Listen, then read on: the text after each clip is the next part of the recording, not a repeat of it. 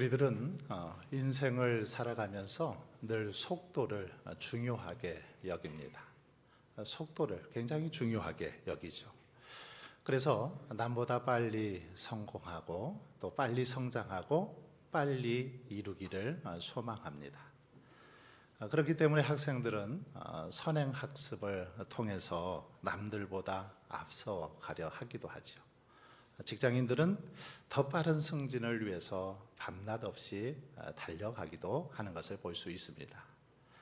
그러나 여러분, 아무리 속도가 빨라도, 자동차가 속도가 빨라도 만일 목적지를 잘못 입력해 놓으면 아무 소용이 없습니다. 목적지가 잘못되어 있으면 그곳에 도달할 수 없습니다.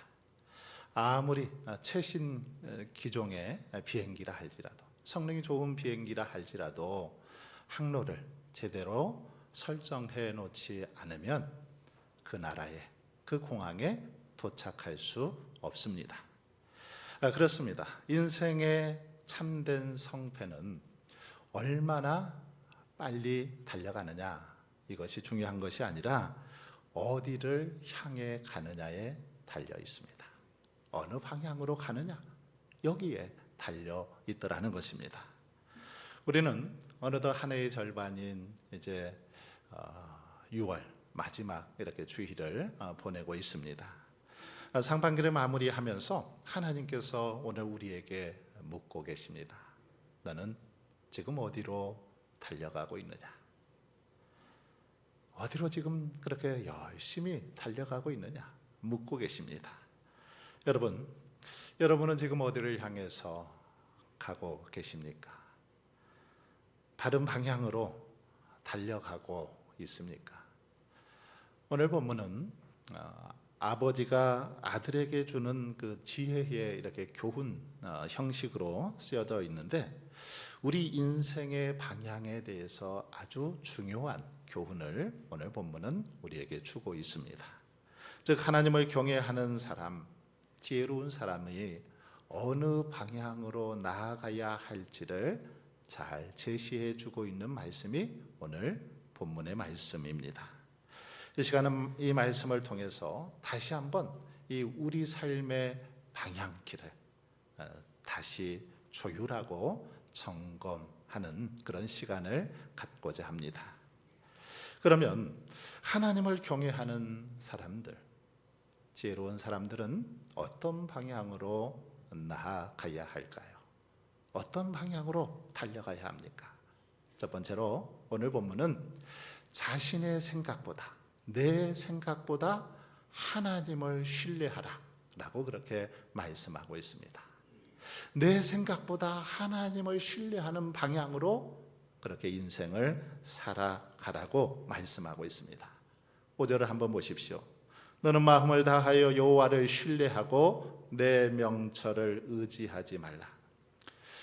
우리가 올바른 방향으로 나아가기 위한 첫 번째 이 걸음은 내 생각과 내 경험의 운전대를 내려놓는 것입니다. 내 생각, 내 경험의 운전대를 내려놓는 것, 여기서부터 시작되더라는 것입니다. 본문은 너는 마음을 다하여 여호와를 신뢰하고 내 명철을 의지하지 말라라고 이렇게 경고하고 있는데, 여기서 이 명철이라는 이 단어는 인간적인 이성, 내가 살아오며 축적한 경험, 또 세상적인 계산, 이런 의미를 가지고 있는 단어입니다. 즉, 인간적인 생각이나 세상적인 경험을 의지하지 말고 하나님을 신뢰하라는 것입니다. 하나님을 의지하라는 것이죠. 1912년 절대로 가라앉지 않을 것 같은 초호화 여객선 타이타닉호가 그만 이렇게 빙산과 충돌을 해서 침몰을 하게 됩니다.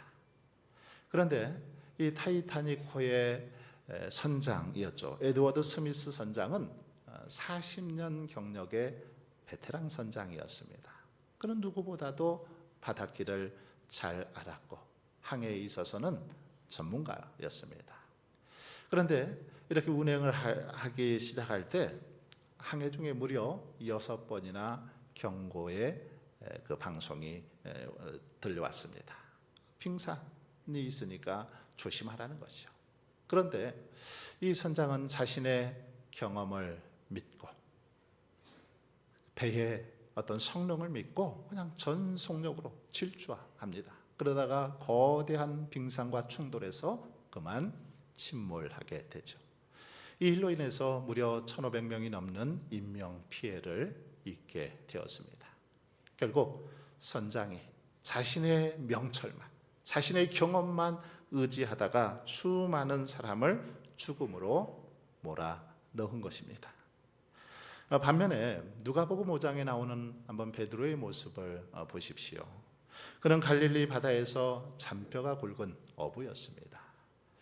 베드로는 어느 누구보다도 바다의 특성을 잘 알고 있었습니다. 물고기들의 습성을 잘 알고 있었죠. 그런 베드로가 밤이 새도록 그물질을 합니다. 그런데 단 한 마리의 고기도 잡지 못했습니다. 자신이 가지고 있었던 온갖 방법 총동원해서 그렇게 그물질을 했지만 밤이 새도록 단 한 마리도 잡지 못했다라는 것입니다. 그런데 그때에 어쩌면 초짜이죠.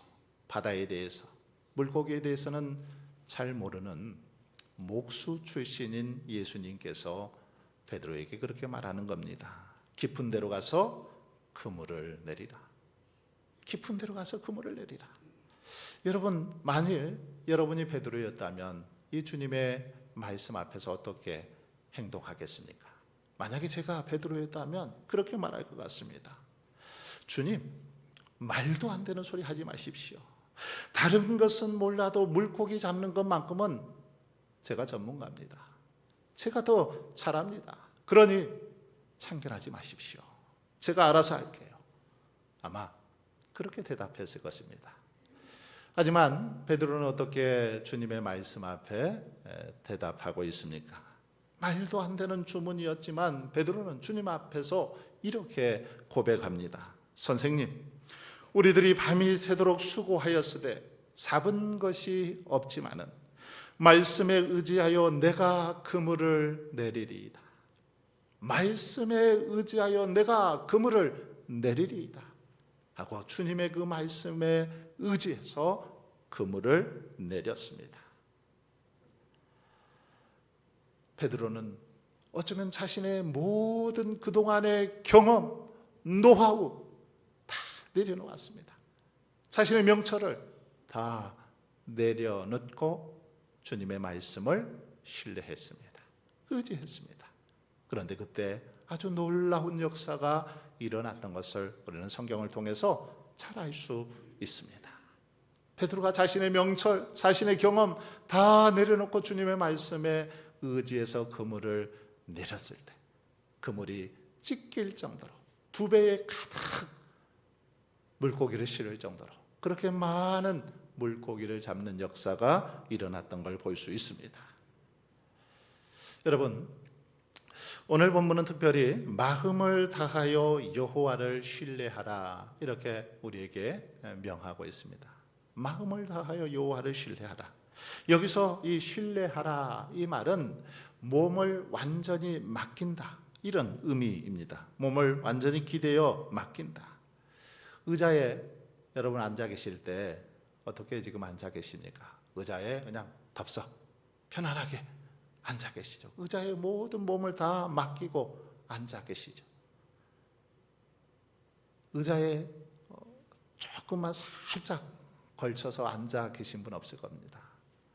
기마 자세로 서 있는 분 없을 것입니다. 이 온전히 의지하다, 신뢰하다라는 말은 온전히 맡긴다라는 것입니다. 즉 하나님께 자신을 전적으로 의탁하는 그 자세를 말하는 거죠. 그리고 마음을 다한다라는 것은 나의 50%는 하나님께, 50%는 내 능력에 맡긴다 이런 말이 아닙니다. 모든 것을 다 하나님께 맡긴다는 것이죠. 마음을 다한다, 일부가 아니라 전부를 맡기는 걸 말합니다. 주일만 아니라 매일매일 하나님께 맡기고 하나님을 믿는 것입니다. 가정도 직장도 재정도 자녀도 노후도 전적으로 다 하나님께 맡기는 삶을 말하는 것입니다. 내 지혜를 의지하던 방향에서 이제 하나님을 전적으로 신뢰하는 방향으로 돌아서는 것입니다.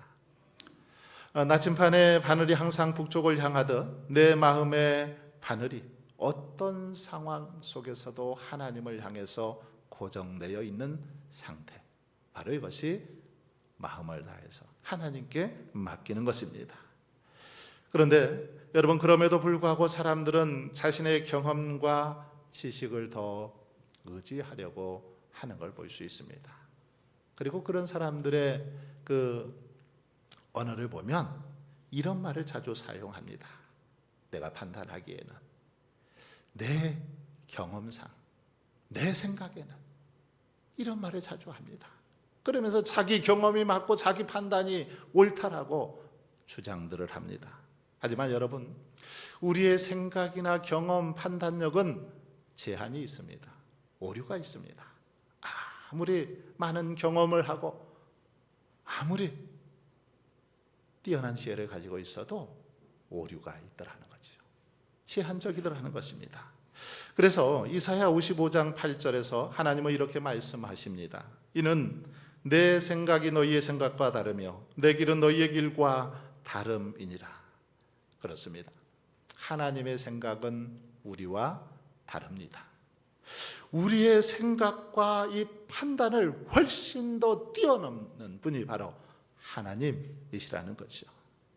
우리가 볼 때 한번 성경에 나와 있는, 창세기에 나와 있는 이 롯 어떻습니까? 우리가 볼 때 눈에 보이는 좋은 소돔을 선택했습니다.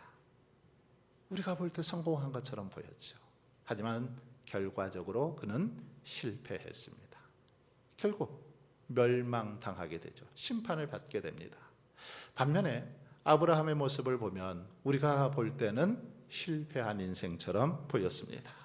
인간적으로 보면 무모한 결정이었습니다. 하지만 아브라함은 하나님을 온전히 신뢰하고 하나님의 약속을 따라 나아갔습니다. 결과적으로 아브라함의 선택이 옳았죠. 그래서 하나님께 큰 복을 받고 믿음의 조상이 되는 축복도 누리게 되었던 걸 볼 수 있습니다. 여러분, 그러기에 저와 여러분도 무엇보다 하루하루 살아가는 동안 우리 자신의 이 생각보다, 우리의 제한적인 이 생각보다 무한하신 하나님을 더 신뢰하고 의지할 수 있기를 바랍니다. 하나님을 온전히 믿고 신뢰할 수 있기를 바랍니다. 때로는 나의 생각과 다르고 나의 방법과 다르고 나의 경험과 달라도 하나님의 방법이 전적으로 옳습니다라는 믿음을 가지고 하나님의 말씀을 쫓아 하나님을 신뢰하며 살아갈 수 있기를 바랍니다. 그럴 때 하나님께서 가장 선하고 아름다운 길로 우리의 길을 인도해 주실 줄 믿습니다. 두 번째로 우리가 나아가야 할 방향은 모든 순간에 하나님을 인정하라라고 그렇게 말씀하고 있습니다. 모든 순간, 범사에 하나님을 인정하는 삶을 살아가라라고 명하고 있습니다. 6절 상반절을 보십시오. 너는 범사에 그를 인정하라. 여러분, 인생의 방향이 이렇게 바른 사람들, 올바른 사람들은 주일 예배나 특별 예배와 같은 그런 순간뿐만 아니라 범사에 늘 하나님을 인정하며 살아갑니다. 예배 시간만, 주일날만 하나님을 인정하며 사는 것이 아니라 범사에 모든 일 속에서 하나님을 인정하며 살아가더라는 겁니다. 범사, 이 범사가 뭡니까? 슬플 때나 기쁠 때나 아플 때나 건강할 때나 실패할 때나 성공할 때나 어떤 순간에도 그렇게 하나님을 인정하는 삶, 이것이 범사에 하나님을 인정하는 삶인 겁니다. 평범한 모든 일상적인 순간 속에서도 하나님을 인정하며 살아가는 삶이라는 것이죠. 여러분, 우리는 흔히 어떤 큰 사업을 시작하거나 아주 중대한 일을 앞두고는 어떻게 합니까? 하나님 앞에 간절히 기도하죠. 때로는 금식도 하고 하나님께 나와서 하나님의 도움을 구합니다. 그런데 조금 사소하다고 생각되어지는 일 앞에서는 전혀 그렇지 않습니다. 일상적인 일들에서는 어떤 사소한 문제를 처리할 때는 그냥 하나님을 배제합니다. 철저히 하나님을 배제하고 내 마음대로 내 생각대로 그렇게 일하더라는 것입니다. 17세기 프랑스 수도원에 로렌스 형제라는 분이 있었습니다. 그는 학식도 없고 직분도 없는 평범한 그런 사람이었습니다. 평범한 주방 요리사였죠. 매일 남들이 이렇게 먹는 감자를 갖고 설거지를 하고 냄새나는 그 주방에서 그렇게 하루하루 노동을 하면서 섬겼습니다. 그런데 많은 고위 성직자들이 그를 찾아와서 영적인 상담을 했습니다. 많은 사람들이 문제가 있을 때 그를 찾아와서 상담을 하더라는 것이요. 그 비결이 뭘까요? 왜 그렇습니까? 그는 자신의 저서인 하나님의 임재 연습이라는 책에서 이렇게 고백을 하고 있습니다. 내게는 기도하는 시간이나 프라이팬에 계란을 뒤집는 시간이나 다름이 없습니다.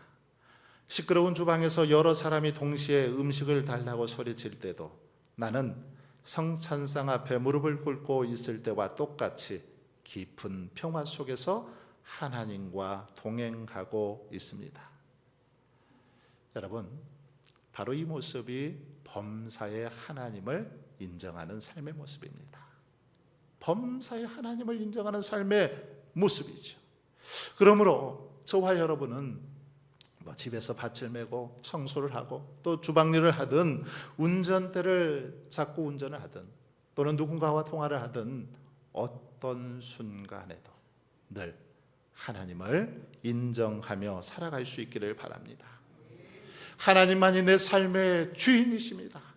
고백하면서 하나님께 그렇게 맡기며 하나님 앞에 결제를 맡으면서 살아갈 수 있기를 바랍니다. 여러분, 인정하라 이 말은 매사에 하나님의 뜻을 알고자 노력하며 깨닫게 된 그 뜻에 기꺼이 순종하고자 하는 겸손하고도 신앙적인 태도를 함축하는 그런 표현의 말이 바로 인정하라라는 말입니다. 이 인정하라라는 이 말씀을 공동 번역 개신교와 가톨릭에서 같이 번역한 성경에 보면 이렇게 번역을 하고 있습니다. 무슨 일을 하든지 야훼께 여쭈어라. 무슨 말입니까? 무슨 일을 하든지 하나님께 여쭤보고 하나님께 물어보고 결제를 받는 것, 이것이 하나님을 인정하는 삶이라는 것입니다. 어떤 일을 하든지 하나님께 물어보고 이걸 해야 됩니까? 어떻게 해야 됩니까? 물어본 다음에 하나님의 결제를 받는 것, 이것이 하나님을 인정하는 삶의 모습이라는 것입니다. 그렇습니다. 종이 주인에게 물어보는 것처럼 어떤 문제든 하나님께 여쭤보고 결제를 맡는 것, 이것이 곧 하나님을 인정하는 우리 성도들의 삶의 모습입니다. 그러므로 저와 여러분은 범사에, 즉 모든 삶의 영역에서 하나님과 상의하고 하나님의 결제를 맡으면서 살아갈 수 있기를 바랍니다. 이렇게 범사의 하나님을 인정할 때 하나님께서는 우리에게 놀라운 복을 약속하고 있습니다. 바로 우리의 길을 지도하시리라, 이렇게 오늘 본문은 약속하고 있습니다. 6절 하반절을 보십시오. 그리하면 내 길을 지도하시리라. 그리하면 내 길을 지도하시리라. 범사에 하나님을 신뢰하고 하나님을 인정할 때 하나님께서는 우리의 길을 지도하신다라고 그렇게 약속하고 있습니다.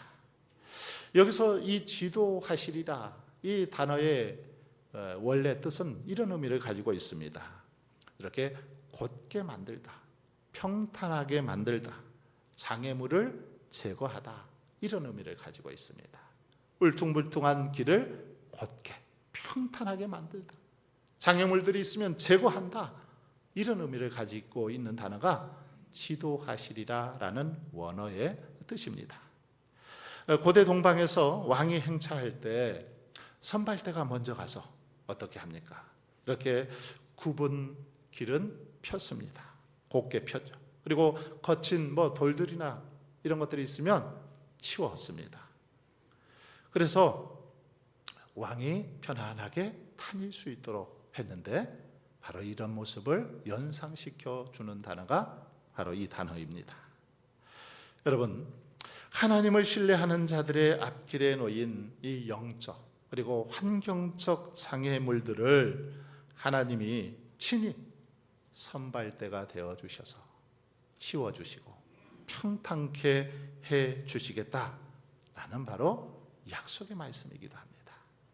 하나님께서 우리가 하나님을 신뢰하고 인정하며 살아갈 때 하나님께서는 우리 인생길을 평탄하게 해 주시겠다라는 그런 약속입니다. 다시 말하면, 다른 표현으로 좀 더 쉽게 말하면 이 말씀은 하나님께서 우리 인생의 완벽한 내비게이션이 되어주신다 이렇게 바꿔 말할 수 있습니다. 우리 인생의 완벽한 내비게이션이 되어주시겠다라는 말이죠. 여러분, 자동차 내비게이션의 가장 놀라운 기능은 내가 이렇게 길을 잘못 들어갔을 때 그 내비게이션이 발동하죠. 내비게이션이 그때 이제 우리에게 새로운 길을 제시해 줍니다. 길을 잃었다고 기계를 그냥 꺼버리지 않죠. 내비게이션은 길을 우리가 잃어도 잘못된 방향으로 가도 기계를 끄지 않고 그때 뭐라고 합니까? 경로를 재탐색합니다. 이러면서 새로운 길을 찾아주죠. 그 위치에서 가장 적합한 길, 가장 좋은 길로 다시 안내해 주는 것을 볼 수 있습니다. 이처럼 저와 여러분이 범사에 하나님을 인정하며 살아갈 때 하나님께서는 우리의 삶의 내비게이션이 되어 주신다라는 것입니다. 다윗의 삶 속에 선한 목자가 되어 주셔서 푸른 풀밭과 실만한 물가로 그 삶을 인도해 주셨던 것처럼 우리 삶을 가장 좋은 곳으로 인도하여 주신다라는 약속입니다. 아프리카 복음화와 노예 무역 폐지를 위해서 힘썼던 데이비드 리빙스턴 선교사가 있습니다.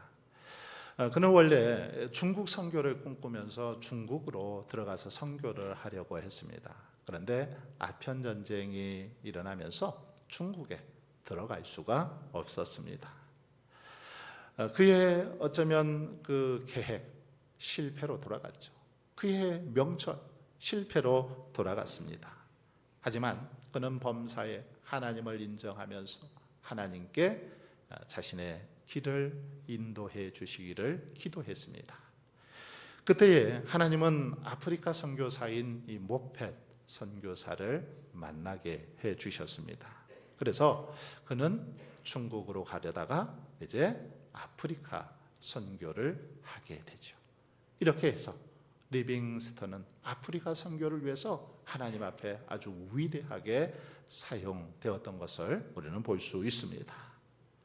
여러분, 때로는 우리가 기도하고 있는데도 문이 막힐 때가 있습니다.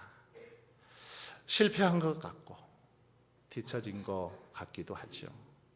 하지만 여러분 걱정하지 마십시오. 하나님께서는 막힌 길을 통해서 오히려 선한 길로 우리의 방향을 틀어주시는 분입니다.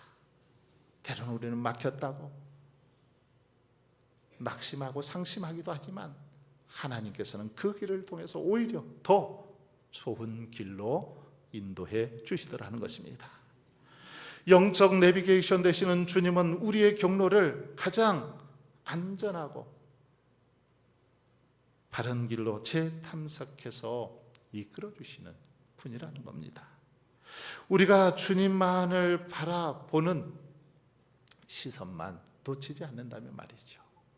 우리의 시선이 오직 주님께만 고정되어 있다면 말입니다. 이제 말씀을 마무리하고자 합니다. 깊은 산속에서 길을 잃은 사람의 가장 위험한 행동은 무작정 뛰는 겁니다. 방향도 보지 않고 무작정 뛰면 더 큰 위험에 빠질 수 있습니다. 길을 잃은 사람에게 필요한 건 뭘까요? 속도가 아니라 바른 방향이죠. 그러기 위해서는 잠시 걸음을 멈추고 짐을 내려놓고 나침판을 꺼내서 지금 자신이 어떤 위치에 있는지, 어디로 가야 하는지를 먼저 확인해야 합니다. 그래야 산에서 빠져나올 수 있는 것이죠. 사랑하는 성도 여러분, 세상은 우리에게 끊임없이 더 빨리 달리라고 그렇게 말합니다.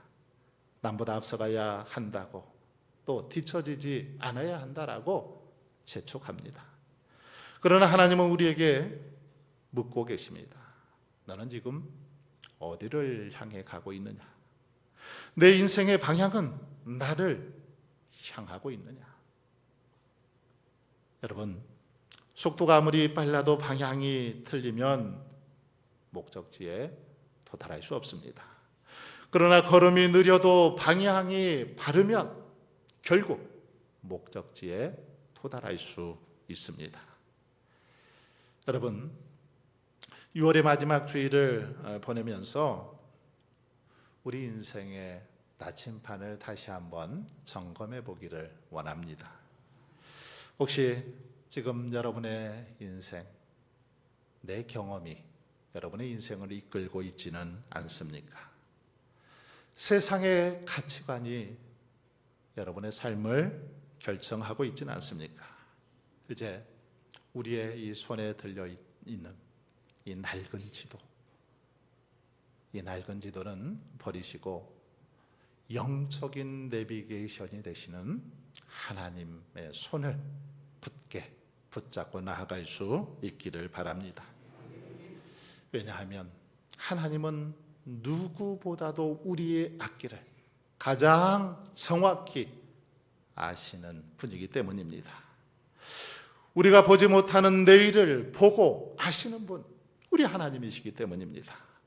때로는 막힌 길을 통해 우리를 보호하시고, 때로는 돌아가는 길을 통해서 선한 길로 인도하시는 분이 우리 하나님이시기 때문입니다. 그 하나님께서 남은 하반기에도 우리의 가정을 지도하시고, 우리의 자녀들을 지도하시고, 우리의 사업과 건강과 교회를 지도하여 주실 줄 믿습니다. 우리가 주님만 신뢰하며 한 걸음씩 나아갈 때 하나님께서 앞서 가셔서 모든 굽은 길을 곱게 하시고 거친 길을 평탄하게 하여 주실 줄 믿습니다.